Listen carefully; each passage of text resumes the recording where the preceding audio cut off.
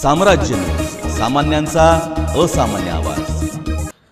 कोजागिरी पौर्णिमेनिमित्त तुळजापूरकडे आई तुळजाभवानी मातेच्या दर्शनासाठी पायी चालत जाणाऱ्या भक्तांची अलोट गर्दी दिसून येत आहे। सोलापूरसह सीमावर्तीय भागातील आंध्र व कर्नाटक भागातील अनेक भक्त 70-80 किलोमीटरचे अंतर रात्रंदिवस पायी चालत दर्शनासाठी जात असतात। ही परंपरा गेल्या अनेक वर्षांपासून रूढ झाली आहे। दरवर्षी भक्तांच्या संख्येत वाढ होताना दिसत आहे।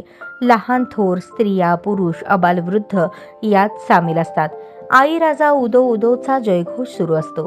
हा ओघ तुळजापूरला जोडणाऱ्या सर्वच रस्त्यांवरून दिसून येतो। भक्तांचे जागोजागी स्वागत केले जाते। गावोगावी स्वागत कमानी उभारल्या आहेत। याशिवाय चहा, नाश्ता, भोजन, पाणी, कोल्ड्रिंक्स, इतर शीतपेये, औषधे दिली जात आहेत। यासाठी दानशूर लोकांसह काही सामाजिक संघटना व राजकीय नेत्यांनी स्टॉल्स उभारले आहेत। या सर्व रस्त्याच्या ठिकाणी चोख पोलीस बंदोबस्त ठेवण्यात आला आहे। आजच्या कोजागिरी पौर्णिमेला आदिमातेचा महाउत्सव तुळजापूरला असतो। लाखोंचा जनसमुदाय येथे एकवटताना दिसतो।